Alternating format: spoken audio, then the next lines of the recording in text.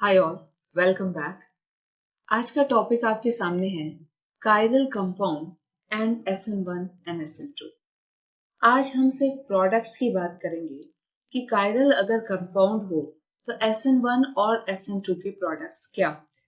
ठीक है, तो सबसे पहले तो ये समझना है कि कायरल कंपाउंड क्या होता है। तो अगर एक कार्बन ले लेते हैं और इस कार्बन की वैलेंसी फॉर एग्जांपल यहाँ Cl, ठीक है, और यहाँ पे आपने ले लिया है H, एक वैलेंसी मैंने ले ली है H, एक वैलेंसी हमने रख ली है CH3, ठीक है, और एक वैलेंसी रखी है C2H5। ये 2 डिग्री हेलो एल्केन है। अब ये जो इस कार्बन को हम कायरल कार्बन बोलते हैं। अब इसमें ऐसा क्या है कि आप इसको क्या बोल रहे हैं, कायरल कार्बन। इसको क्या बोल रहे हैं आप, कायरल कार्बन। और इसको कायरल कार्बन क्यों बोल रहे हैं, क्योंकि all the four valency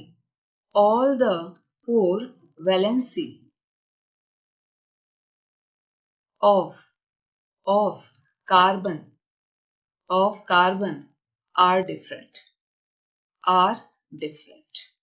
एक भी वैलेंसी सिमिलर नहीं है। all the four valencies are different। एक में क्लोरीन है, एक में हाइड्रोजन है, एक में CH3 है, एक में C2H5 है। सारी वैलेंसीज क्या हैं, डिफरेंट। ऐसा कार्बन तो ठीक है, ये कायरल कार्बन है, तो क्या, if it is a chiral carbon is responsible for optical activity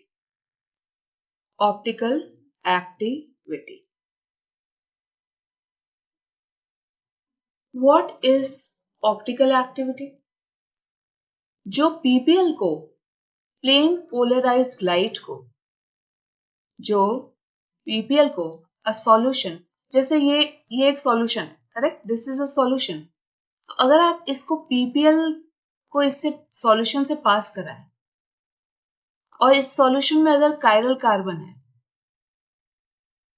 तो ये PPL को या तो क्लॉकवाइज रोटेट कर देगा और it can rotate it in anti clockwise.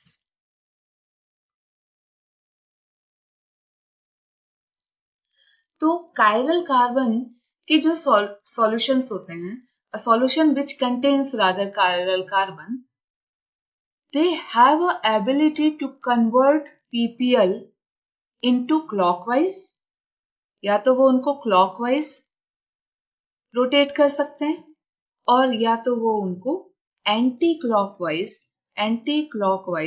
Rotate कर देते हैं। ठीक है, अब इससे आपको समझ में क्या आता है कि क्लॉकवाइज और एंटी क्लॉकवाइज रोटेट कर रहे हैं, ये कैसे पता चलेगा, ओनली थ्रू एक्सपेरिमेंट।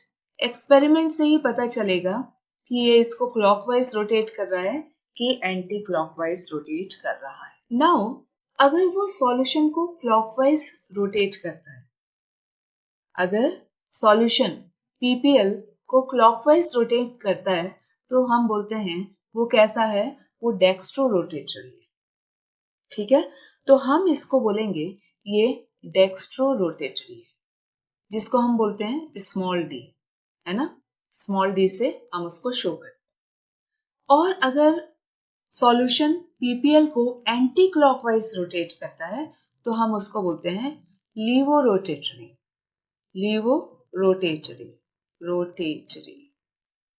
जिसको हम L से शो करते हैं। क्लॉकवाइज आपको पता है ना, क्लॉक कैसे चलती है, और अगर उल्टा चल रही हो तो एंटी क्लॉकवाइज। तो ये जो PPL है, ये जो प्लेन पोलराइज्ड लाइट है, ये जो PPL है, अगर ये सॉल्यूशन मैंने इसमें ले लिया है, अगर ये इसको क्लॉकवाइज रोटेट करता है तो ये सॉल्यूशन, ये सबस्ट्रेट आपका जो है, ये सबस्ट्रेट क्या हो गया, ये डेक्स्ट्रो रोटेटरी हो गया, because it is rotating the PPL into clockwise direction. और अगर ये इसको एंटी क्लॉकवाइज रोटेट करता है तो सॉल्यूशन आपका कैसे हो गया, लीवो रोटेटरी हो गया। क्लियर है ना।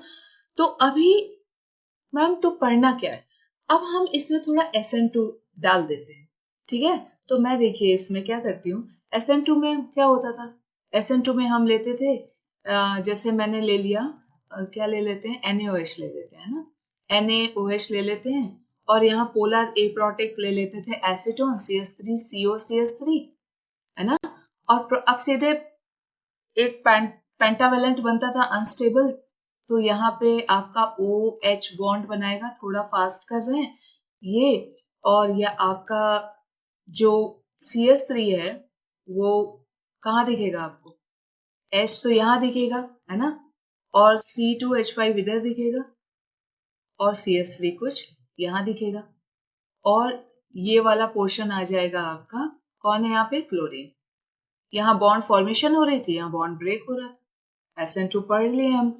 और ये क्या बना देगा, ये आपका OH जब यहाँ पे लग जाएगा तो ये Cl आउट होगा और प्रोडक्ट क्या बनेगा आपका, यहाँ पे H, यहाँ क्या हो जाएगा बेटा CH3, और ये क्या है C2H।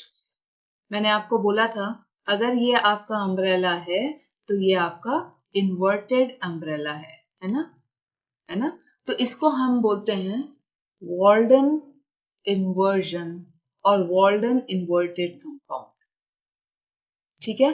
तो ये जो प्रोडक्ट आपको मिला है वो इन्वर्टेड मिला है, जिसको हम इन्वर्जन बोलते हैं, ठीक है, जिसको क्या बोलते हैं, इन्वर्जन। ये प्रोडक्ट तभी आपको ऑप्टिकल एक्टिविटी देगा अगर कार्बन क्या है, कायरल है। मैडम अगर दो वैलेंसी में सेम हो, यानी दो अल्काइल हो, जैसे CH3 और फिर एक Cl है और एक H है, तो वो क्या कायरल है, नहीं है। कायरल होने के लिए कार्बन के चारों वैलेंसीज डिफरेंट एटम से कवर होनी चाहिए। क्लोरीन है, हाइड्रोजन है, अल्काइल भी डिफरेंट होनी चाहिए। अगर दो अल्काइल सिमिलर हो गए तो भी नहीं होगा। क्लियर होता है। तो अब आप बोलो, अब ध्यान से सुनना जो मैं बोल रही हूँ। एक्सपेरिमेंटली मैंने पता किया कि ये कंपाउंड क्या कर रहा है, ये कंपाउंड कैसा है, डेक्स्ट्रो है। ये पीपीएल को कहाँ घुमा रहा है, क्लॉकवाइज। तो बेटा जो इसका प्रोडक्ट है वो पीपीएल को किधर घुमाएगा, प्रोडक्ट रिएक्टेंट का इन्वर्जन है, उल्टा है, तो वो पीपीएल को कहाँ घुमाएगा, एंटी क्लॉकवाइज। तो ये क्या हो जाएगा, लीवोरोटेटरी। तो किसी एक चीज को पकड़ के देखिए और फिर दूसरा हम आसानी से क्या कर सकते हैं, निकाल सकते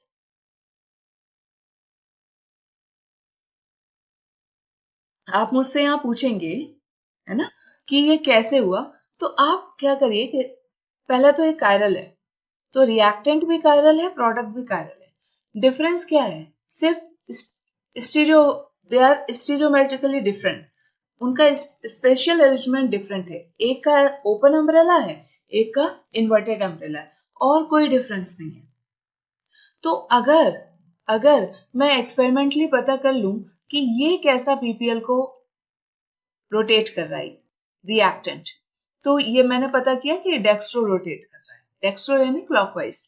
तो प्रोडक्ट क्या है, रिएक्टेंट का इन्वर्जन, रिएक्टेंट का जो स्ट्रक्चर है उसका इन्वर्टेड इमेज है, तो ये कैसा रोटेट करेगा पीपीएल को, एंटी क्लॉकवाइज। मैडम अगर ये क्लॉकवाइज रोटेट कर रहा होता तो एक्सपेरिमेंटली अगर आपको पता चलता कि रिएक्टेंट क्लॉकवाइज रोटेट कर रहा है तो प्रोडक्ट कैसा करता, एंटी क्लॉकवाइज। तो एक पता करिए और दूसरा अपने आप समझ में आता है कि ये उसका प्रोडक्ट है, इन्वर्जन प्रोडक्ट है, तो ये कैसा उसको रोटेट करेगा, एंटी क्लॉकवाइज। ठीक है, समझ में आता है।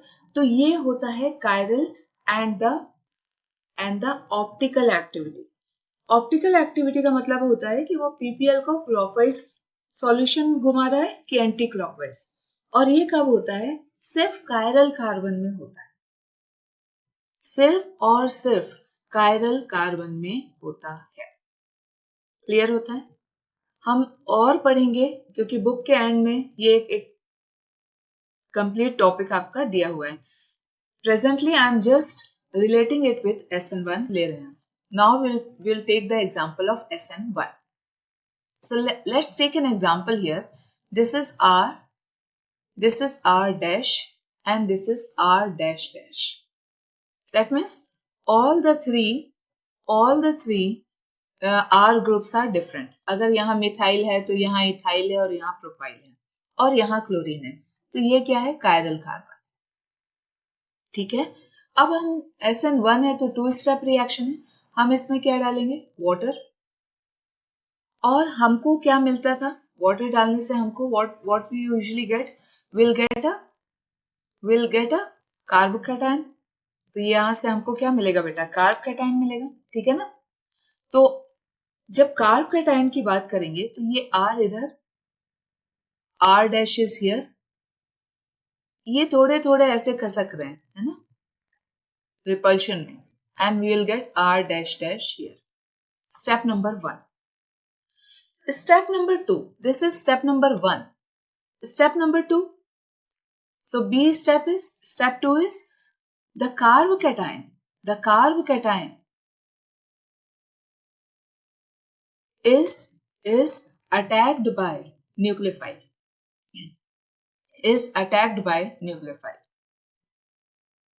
अब यहाँ पे 2 प्रोडक्ट बनने वाले हैं.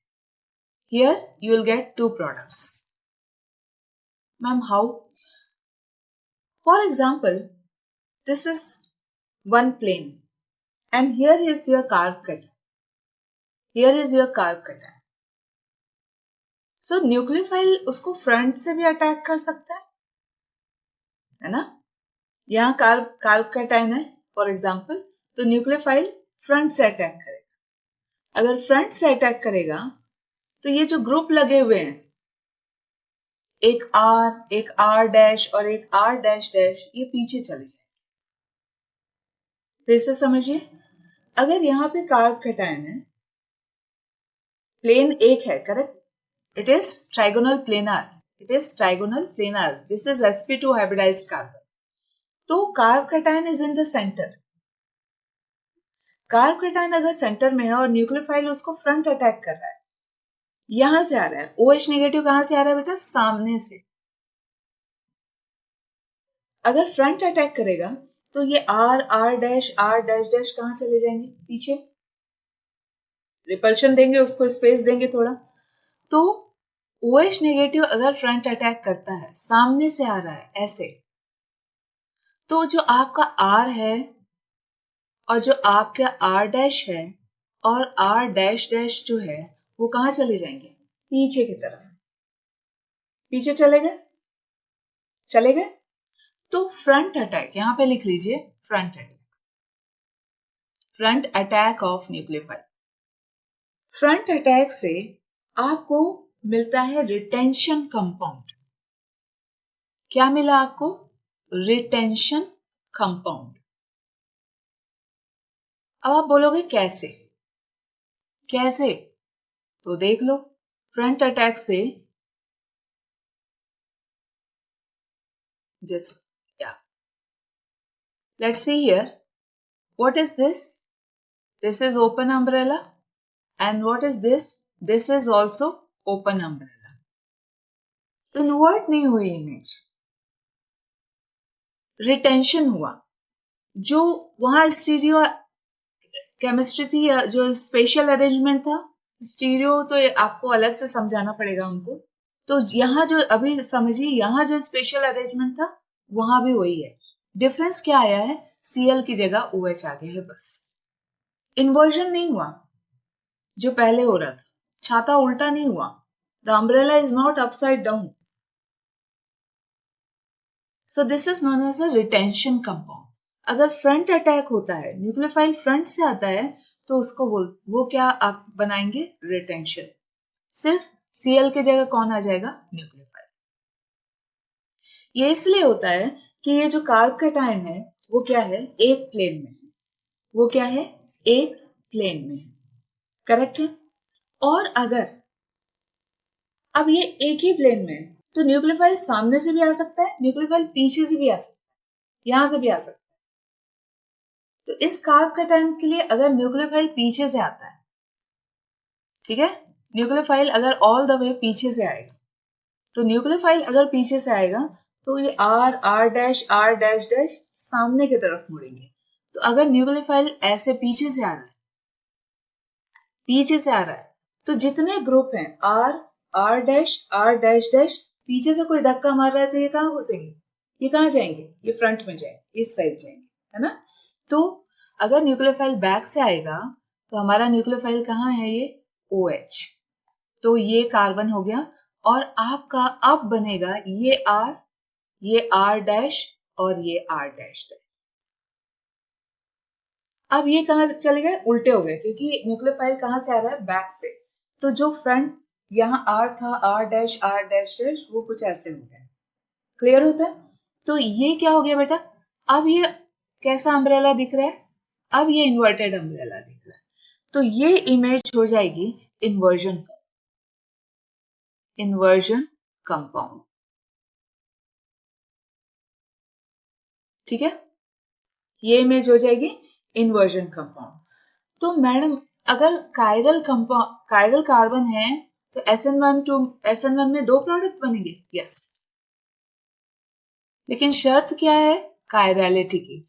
अगर ये स्टार लगाते हैं, कार्बन कायरल है तो स्टार लगाते हैं, अगर कायरल कार्बन है तो कायरल प्रोडक्ट्स भी होंगे, है ना। और 2 प्रोडक्ट बनेंगे, एक फ्रंट अटैक का रिटेंशन कंपाउंड और एक बैक अटैक का इन्वर्जन कंपाउंड। छाता याद है, अपसाइड डाउन, उल्टा हो जाता है if the wind comes. So in SN1 you will get 2 products, correct? One is retention and you will get inversion. So these products are known as racemic mixture.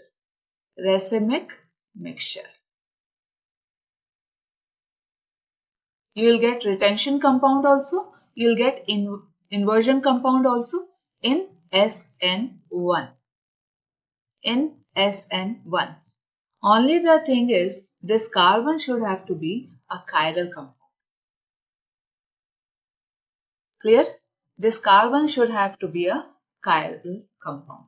Then you will get a racemic mixture here. और उसकी optical activity नील होगी, क्योंकि अगर retention PPL को clockwise में घुमा रहा है तो इन्वर्जन पीपीएल को कहाँ घुमाएगा, एंटी क्लॉकवाइज में, और पीपीएल वैसे ही यूनिडायरेक्शनल बाहर आ जाएगा। इस पे हम और डिस्कशन करेंगे जब हम रेसिमिक मिक्सचर को डिटेल में पढ़ेंगे in the end portion of this chapter.